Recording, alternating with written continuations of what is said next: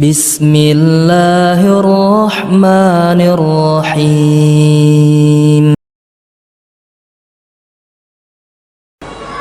Ketika Rasulullah masih hidup, ada berapa Islam? Jawabnya satu. Belum ada Islam Mu'tazilah, Islam Qadariyah, Islam Jahmiyah, Islam Asy'ariyah, Maturidiyah, belum ada. Bahkan madhab belum ada kan? Madhab Syafi'i, madhab Hambali, madhab Maliki, belum ada. Madhab Sufyan As-Sawri, Bukhari, belum ada. Okay. Ketika Rasulullah masih hidup, jadi seluruh kaum muslimin satu.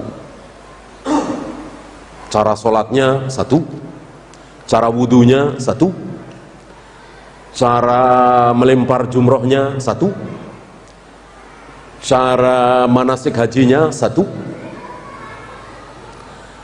Ada beda sedikit, ketahuan dan ditegur ya, beda sedikit dengan Nabi, ditegur. Antum barangkali pernah dengar hadis musii'us sholat, terkenal hadis ini ya. Dia sholat caranya tidak sama dengan Nabi, beda dengan cara sholat Nabi. Walaupun perbedaannya bukan maghrib 2 rakaat, subuh 3 rakaat, bukan. Nggak terlalu mencolok perbedaannya. Tapi selesai sholat, Nabi bilang, "Sholli fa innaka lam tusalli." Sholatlah lagi, kamu tadi belum sholat. Lihat. Lalu dia sholat lagi, selesai sholat dia ngasih salam. Nabi jawab, Nabi mengatakan, "Sholli fa innaka lam tusalli." Sholatlah lagi, kamu tadi belum sholat, sampai 3 kali. Ya, lihat.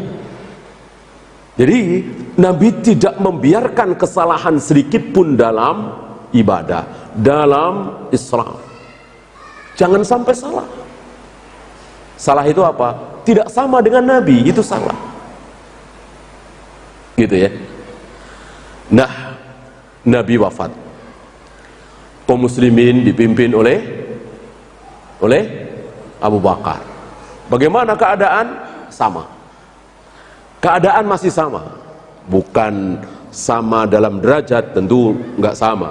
Sama dalam hal kaum muslimin masih satu. Belum ada Islam Qadariyah, belum ada Islam Jabariyah, Jahmiyah, Asy'ariyah, Maturidiyah, Khawarij, apalagi Syiah, Rafidah, belum ada.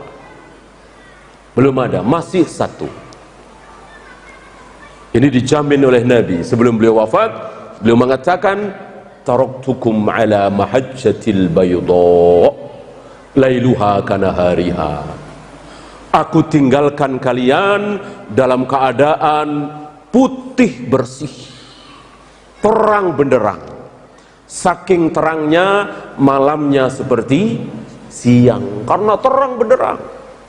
Jadi ketika Nabi masih hidup, ketika Abu Bakar masih hidup, itu terang benderang. Artinya, yang hak itu semua orang tahu ini hak, yang batil itu semua orang tahu itu batil. Kaum muslimin berada dalam cahaya. Yang menuju surga, nih. Yang menuju neraka, nih, terang benderang. Tidak seperti sekarang. Ada anak muda ingin masuk surga. Dia duduk di satu majelis pengajian. Ya. Setelah dia ikut pengajian itu, lalu dia berkeyakinan, kalau saya bunuh orang-orang ini, saya masuk surga. Walaupun saya mati. Kalau saya bom orang-orang ini, saya masuk surga. Walaupun saya mati. Ini mengerikan sekali. Ini gelap gulita. Bagaimana ingin masuk surga dengan cara gila. Dan itu sudah terpatri di benak mereka. Keyakinan. Karena apa? Saking gelapnya. Dan antum tahu siapa yang saya maksud, yang akan kita bahas ini. Ya, adapun ketika Rasul masih hidup, Abu Bakar masih hidup, nggak ada itu. Ada orang ibadah, ada orang sholat, ada orang zikir, ada orang ngaji, kok akhirnya masuk neraka? Nggak ada. Di zaman Nabi, di zaman Abu Bakar.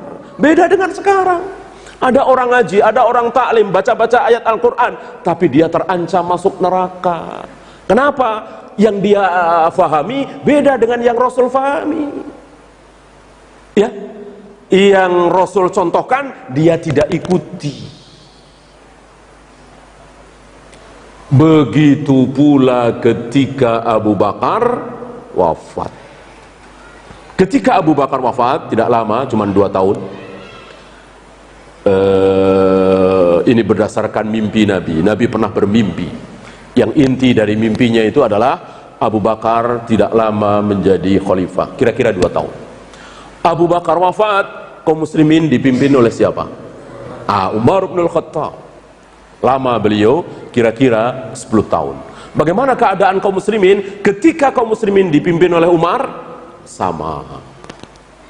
Masih belum ada Islam di luar Islamnya Rasul dan para sahabat. Islam Qadariyah, Asy'ariyah, Maturidiyah, Jahmiyah, Jabariyah, Syiah, Rafidah belum ada. Seluruh kaum muslimin adalah ahlus sunnah salaf.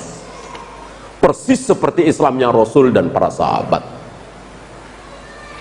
Nah, sampai satu ketika Umar mengimami sholat subuh. Sholat subuh terakhir yang dilakukan oleh Umar mengimami kaum muslimin. Antum bisa lihat ini di Sahih Bukhari, Sahih Muslim, dari mulai Umar keluar. Ini diriwayatkan oleh Maimun, murid dari Ibnu Abbas. Dari awal sampai akhir, dari Umar keluar, ini sholat subuh terakhir, keluar untuk merapikan orang-orang yang sedang sholat berjamaah dengan pelepah kurma. Maimun mengatakan, kalau bukan karena pelepah kurma itu, aku sudah berada di saf pertama. Aku takut di saf pertama. Takut apa? Takut dengan pelepah kurmanya Umar.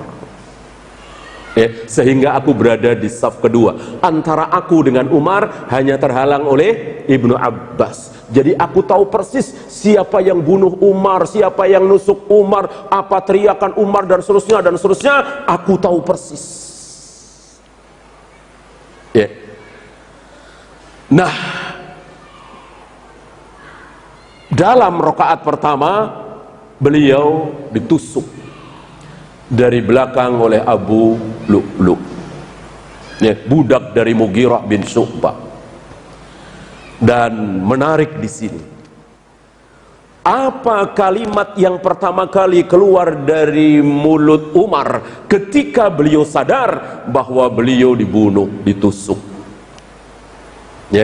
Siapa yang membunuhku, muslim apa kafir? Nah, ini luar biasa. Ini menunjukkan bahwa Umar tahu berdasarkan apa yang disabdakan oleh Nabi Sallallahu Alaihi Wasallam.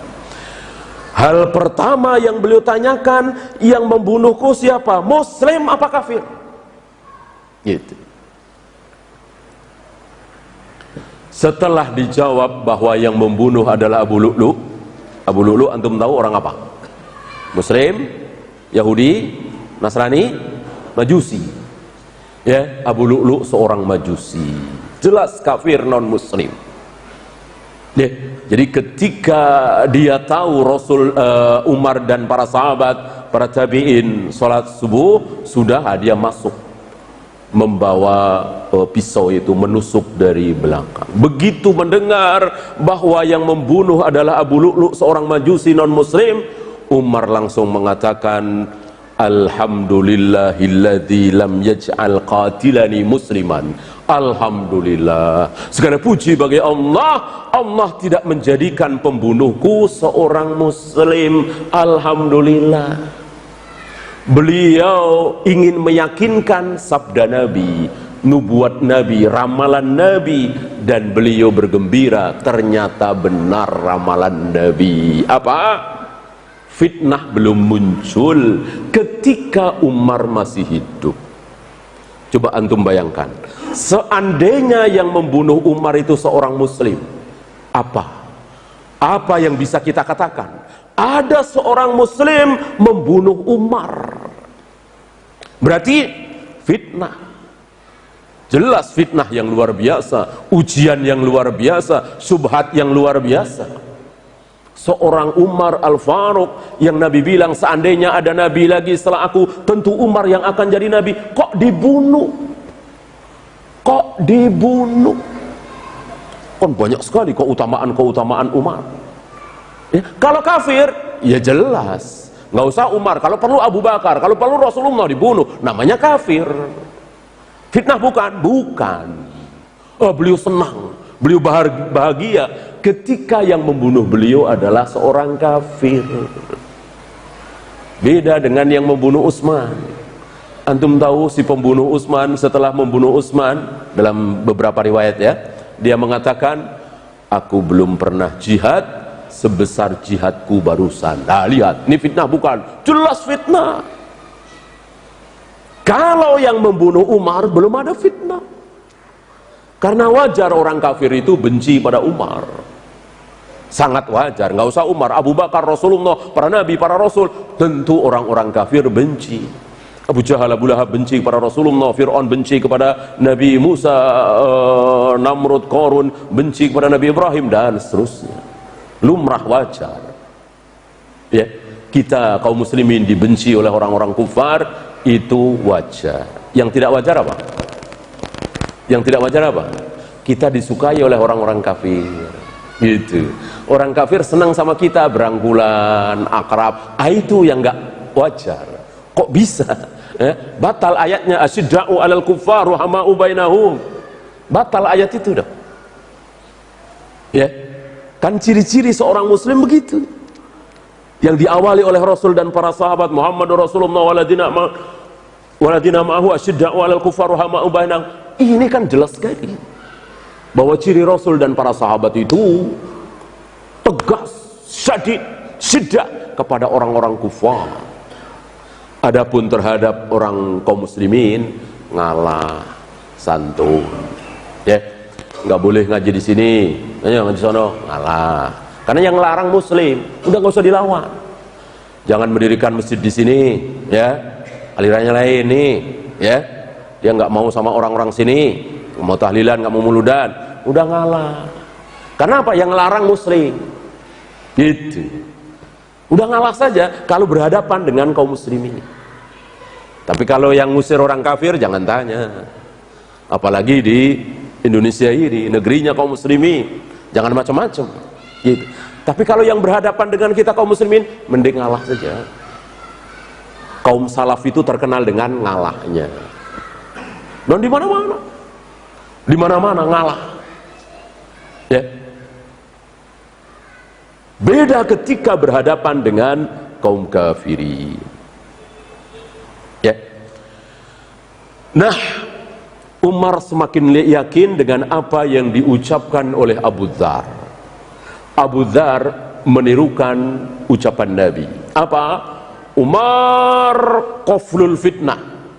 Umar gemboknya fitnah.